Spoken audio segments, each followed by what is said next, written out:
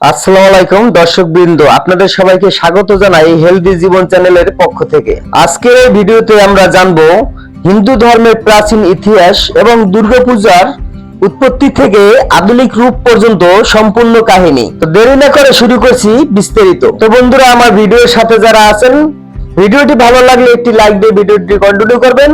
আর যারা এখনো সাবস্ক্রাইব করেনি, আমার ভিডিওটি ভালো লাগলে আমার চ্যানেলটিকে সাবস্ক্রাইব করে আমার চ্যানেলের সাথে থেকে যেতে পারেন। অলরেডি যারা এই কাজটি করে দিয়েছেন তাদের প্রতি রইল অসংখ্য অসংখ্য ধন্যবাদ। আমরা যে ধর্মেরই হয়ে থাকি না কেন, কোন ধর্ম সম্পর্কে জানা খারাপ কিছু নয়। তাই আজকের এই ভিডিও, এতে করে আপনার সাধারণ জ্ঞান বৃদ্ধি পাবে।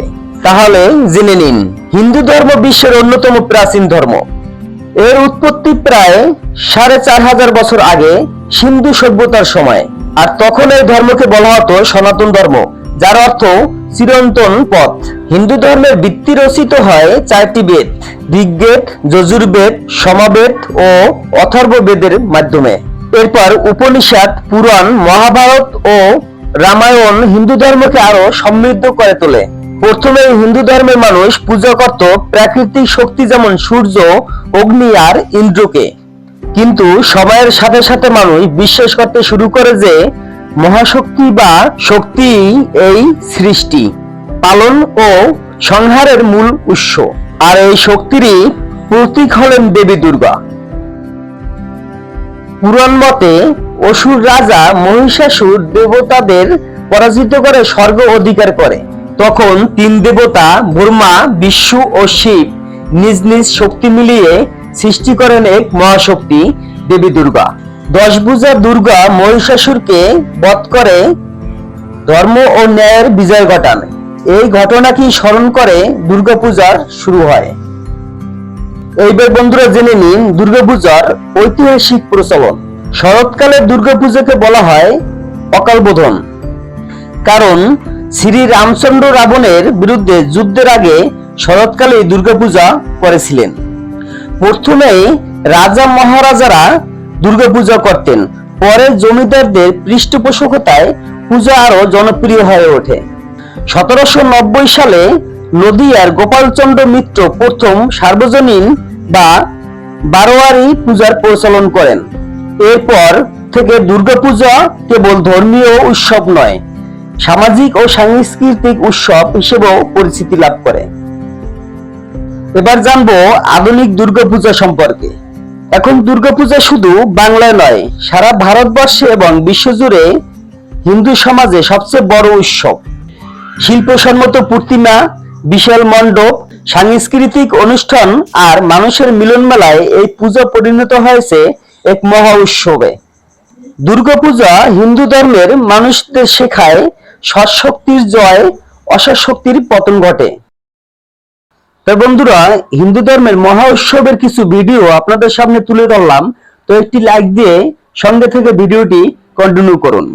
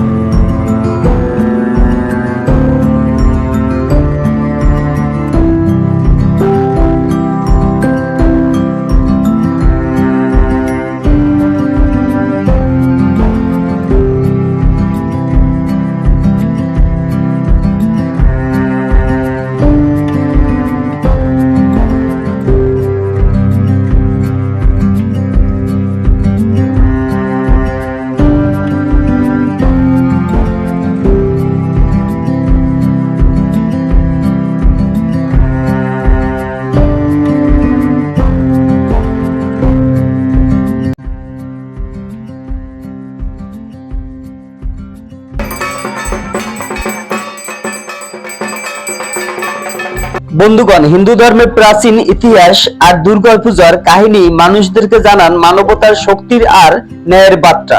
আজকের মতো এখানেই বিদায় নিচ্ছি। সবাই ভালো থাকুন, সুস্থ থাকুন। আল্লাহ হাফেজ।